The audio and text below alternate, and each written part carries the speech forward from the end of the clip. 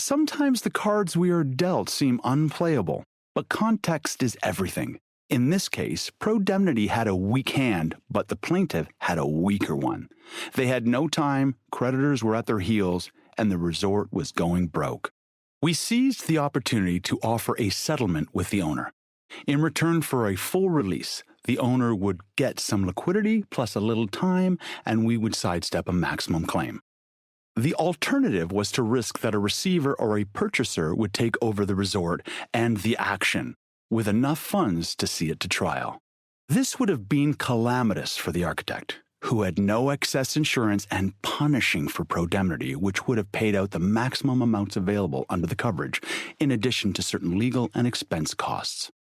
Instead, a relatively modest settlement was paid and full releases were obtained.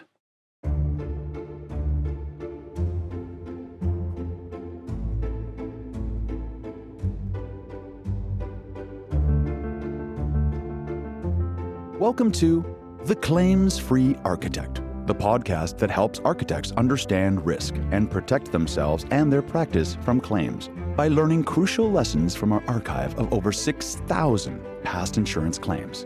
The Claims-Free Architect is produced by Pro-Demnity Insurance Company, whose cause is to champion architects' wise, efficient, and effective management of risk and build thriving practices. This classic episode from our first season has been re-edited for the benefit of our newest listeners, as a way to keep these evergreen lessons alive. We hope you enjoy listening to this story as much as we enjoy presenting it to you. What happens when an architect designs a lavish health club tower addition, only to watch it leak like a sieve 2 years after completion?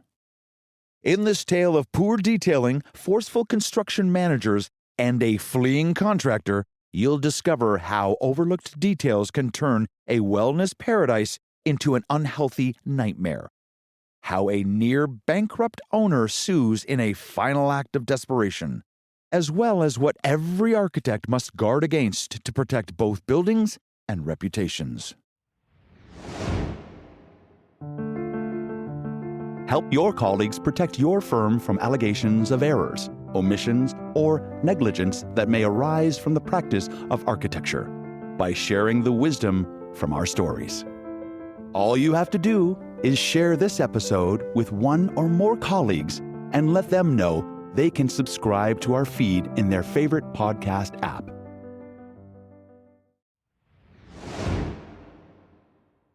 This is a story of poor detailing, poor workmanship, poor business decisions, and a penniless general contractor who flees to Newfoundland.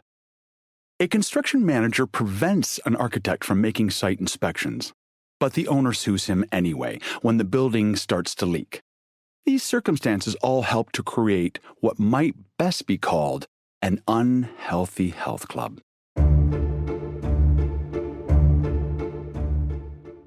The architect Hartwell Wonderly had been engaged to design a hotel tower addition to a residential health club in a resort town near Algonquin Park. The club, a branch of a large health resort corporation specializing in weight loss, boasted lavish facilities and accommodations. The owner-operator of the facility, who was experienced in the hospitality sector, claimed no knowledge of construction, so he had put all his faith in the architect. He was now complaining that the new tower, which had been completed about 2 years previously, leaked like a sieve. As a result, drywall was mildewed and ceilings were falling down. The evidence was plain to see. Both the inside and the outside of the new building showed obvious signs of deterioration. This was ruining the club's upscale image and causing a sizable drop in business. The owner had commissioned a technical audit, which valued the required remedial work, an entire new exterior wall system, at over $1 million. Adding in the business losses and so on, it all amounted to over $2 million. The architect explained to Pro-Demnity that he had very little to do with the actual building process. The owner was a very strong-willed person who had taken charge of every aspect of the work, and to make up for his lack of construction experience, had hired a construction manager, whom he promptly fired. The replacement manager, a more forceful individual, told the architect, in essence to keep out of his hair. The architect naturally assumed that the owner agreed to these instructions. While the building was under construction, the general contractor had been under great stress, and when his business finally failed, he fled to Newfoundland, where he could not be found when attempts were made to serve him. The architect felt that his drawings were quite adequate, but that the construction manager and the contractor had not followed good practice. The workmanship was appalling, and that was why the problems existed. In any event, the claim was absurdly exaggerated. The defects could easily be remedied with some flashing and caulking. To investigate the matter, Pro-Demnity sent an architect consultant to reconnoiter the facility. Photographs were taken and personnel were interviewed to try to get an idea of the bigger picture. The photographs told the sad story. The exterior walls were a disaster.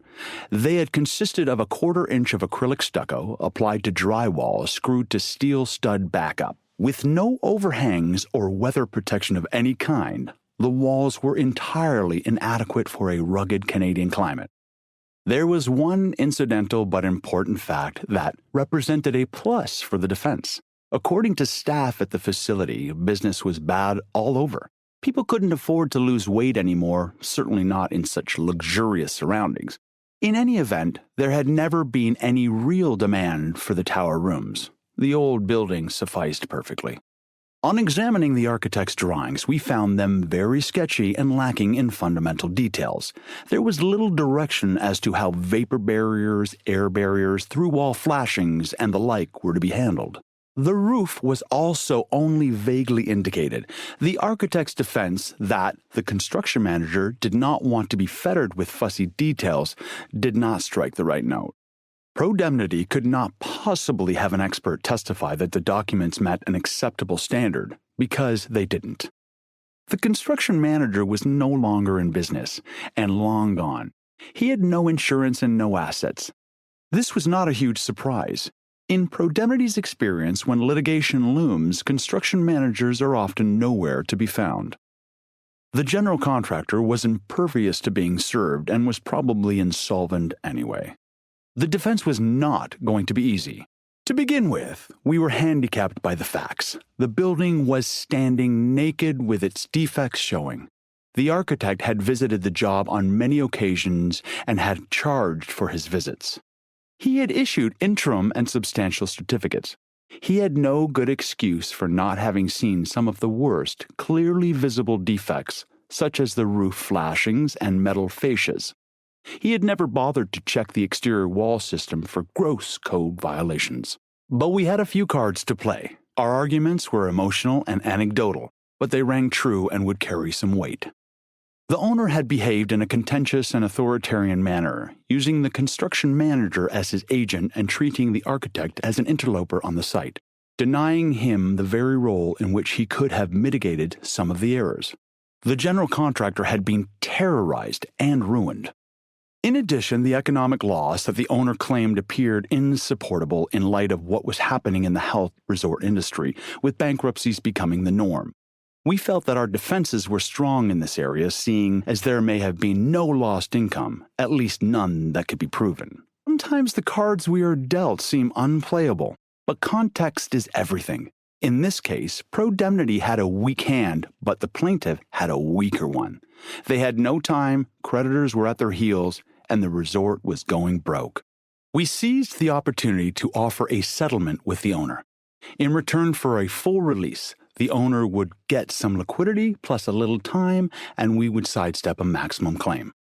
The alternative was to risk that a receiver or a purchaser would take over the resort and the action, with enough funds to see it to trial.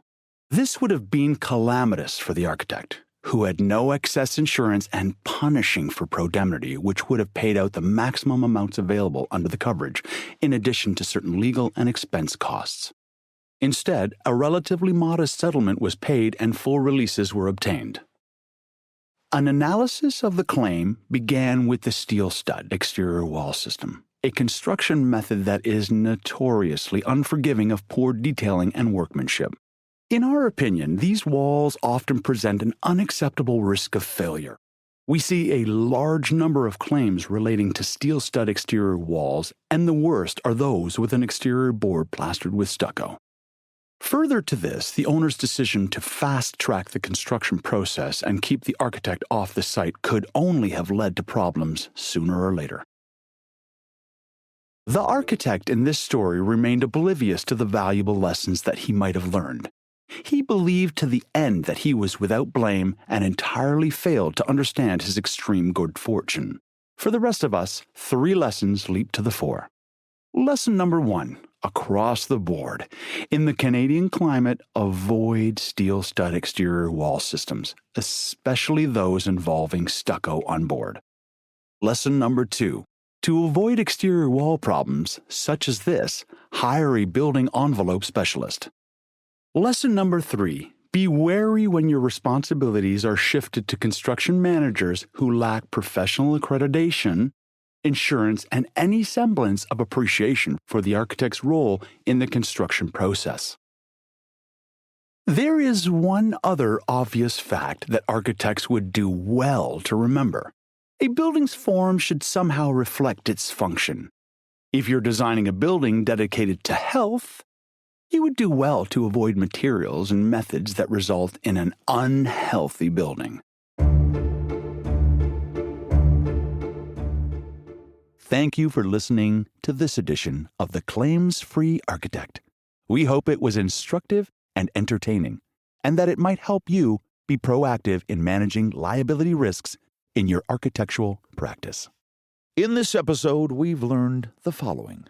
Avoid steel stud exterior wall systems in cold climates, especially those with a stucco finish. Always hire a building envelope specialist for critical exterior details. Watch out for responsibilities shifted to construction managers who may not have your best interest at heart. Remember that every jurisdiction and every case is different. Always refer to the laws and regulations governing your local jurisdiction and consult legal, architectural, and insurance professionals about the unique circumstances of your own case. For more architectural risk awareness tips and new podcast announcements, sign up for our newsletter at Pro-Demnity.com.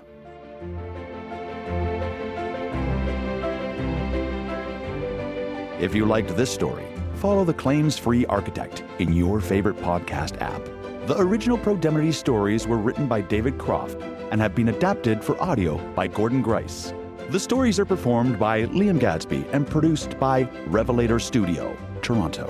The publisher and executive producer of the written stories and audio episodes is Pro-Demnity Insurance Company, Toronto. For more information, including the full legal disclaimer, visit Pro-Demnity.com.